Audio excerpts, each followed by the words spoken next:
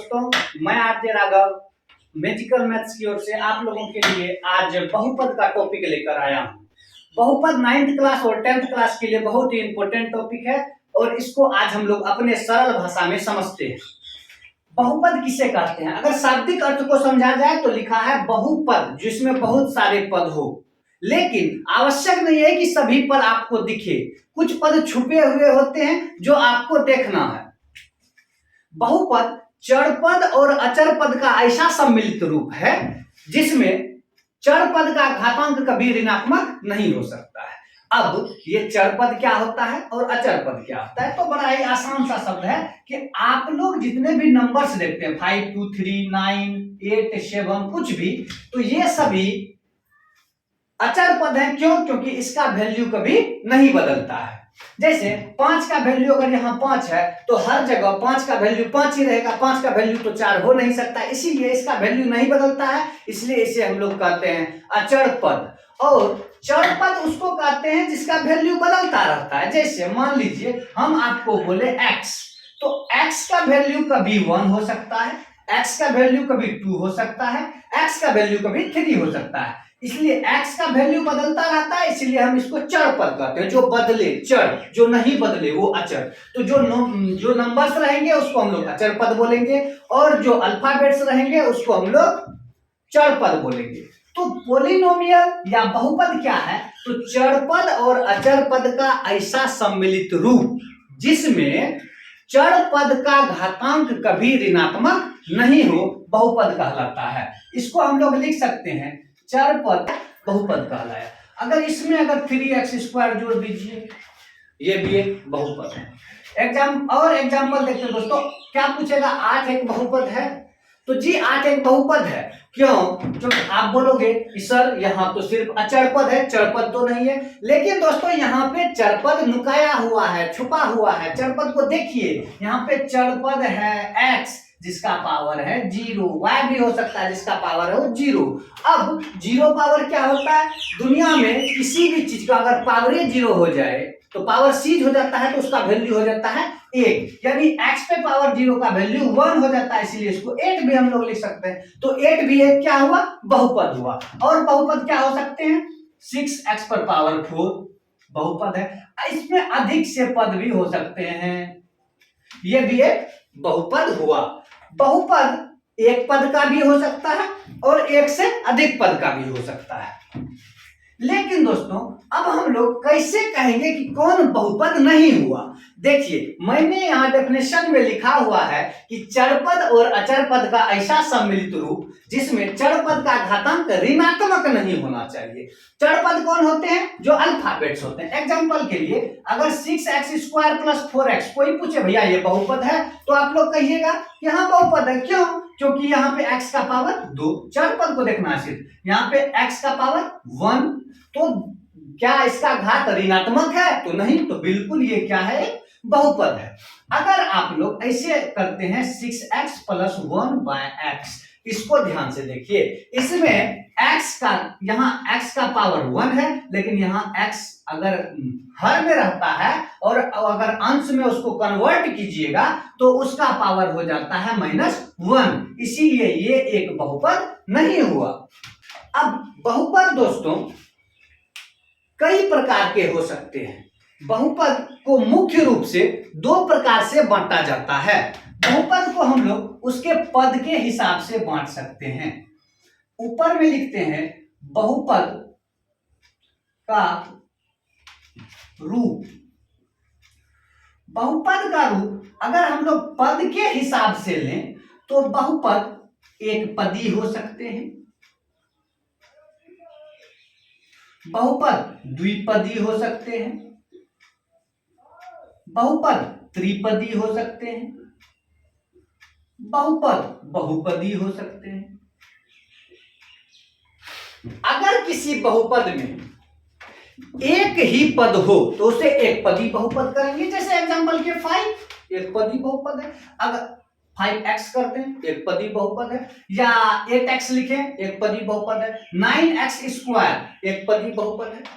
द्विपदी जिसमें कम से कम कितने टर्म होने चाहिए, 2 टर्म, जैसे 5x+4 द्विपदी बहुपद, 9x-3 द्विपदी बहुपद, 8x+4 द्विपदी बहुपद। अगर स्क्वायर भी कर देंगे तो कोई दिक्कत नहीं है। हाँ दोस्तों, एक बात यहाँ पे ध्यान रखने योग्य है कि अगर आप लोगों को कभी ऐसे पूछा जाए कि भैया 8x+3x ये बताइए एक पदी बहुपद है या द्विपदी बहुपद है, तो यहाँ पे हम लोगों को दिख रहा है कि यहाँ 2 पद है 8x और 3x, तो हम लोग कह देंगे कि ये द्विपदी बहुपद है। लेकिन किंतु परंतु बंधु, इस जगह पर एक बात का ध्यान रखना आवश्यक है कि क्या हम 8x और 3x को जोड़ नहीं सकते, तो बिल्कुल जोड़ सकते हैं। इसका टोटल हो गया 11x, इसीलिए ये कितने टर्म हो गए, 1। तो इन बातों का ध्यान रखना है कि अगर इसका घात सेम हो तो वो आपस में जुड़ जाते हैं। इसका पावर 1, इसका पावर 1, समान पावर वाले लोग आपस में जुट जाते हैं। तो 8x और 3x जुट के 11x हो गया, इसलिए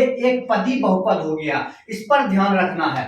इसी प्रकार अगर त्रिपदी बहुपद का बात करें जिसमें कम से कम 3 पद हो, एग्जांपल के लिए 3x² + 4x+8, देखिए यहाँ पे 1 पद, 2 पद, 3 पद, और क्या हम इन पदों को जोड़ सकते हैं, तो बिल्कुल नहीं जोड़ सकते। इसका पावर 2, इसका पावर 1, इसमें x का पावर कितना है, 0। तो सबका पावर अलग अलग, और जानते हैं कि अलग पावर वाले लोग आपस में नहीं मिलते हैं, समान पावर वाले लोग आपस में मिलते हैं। तो ये त्रिपदी बहुपद हो गया। और एग्जांपल लिख सकते हैं दोस्तों 6x⁴ + 3x+8, ये भी त्रिपदी बहुपद हुआ।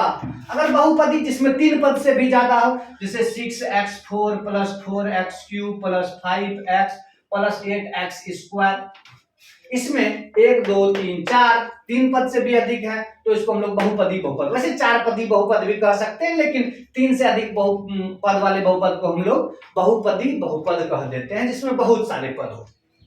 चर का घात 1 और यहाँ बहुपद में चर का घात 0।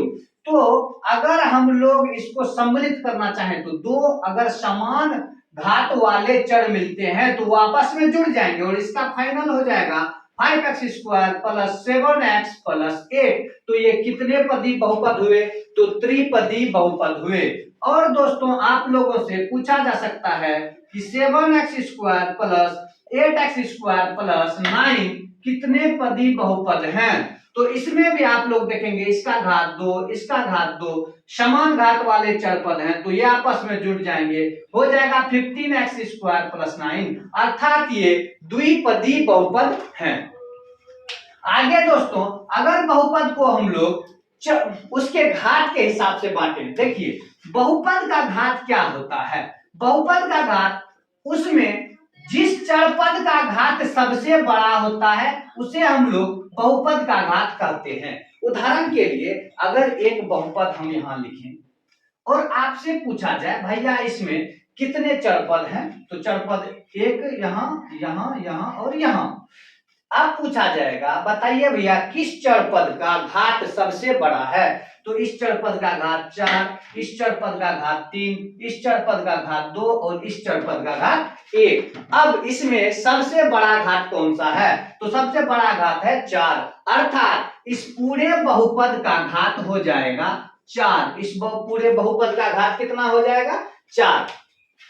दूसरा उदाहरण देखते हैं दोस्तों 5x + 9, पूछा जाएगा बताइए इस बहुपद का घात कितना है, तो इसमें चर पद को देखिए, ये चर पद का घात 1, यहां भी चर पद है जिसका घात है 0, इसमें बड़ा कौन सा है 1, इसीलिए ये एक घात बहुपद हो जाएगा, मतलब इस बहुपद का घात हो जाएगा 1। इसी प्रकार घात के हिसाब से बहुपद को विभाजित किया जाता है, ये पद के हिसाब से विभाजित किया गया, अब किया जाएगा घात के हिसाब से।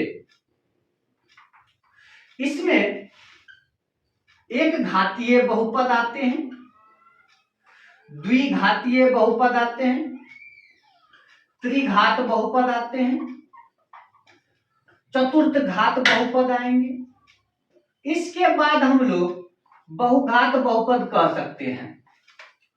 एक घातीय बहुपद दोस्तों उसको कहा जाता है जिसका सबसे बड़ा घात 1 हो, जैसे 4x + 5, इसमें देखिए, इसमें चरपद का घात 1, इसमें चरपद का घात 0, सबसे बड़ा घात 1, इसीलिए ये एक घातीय बहुपद हुआ। और एग्जांपल 8x एक घातीय बहुपद है क्योंकि इसमें सबसे बड़ा घात 1 है।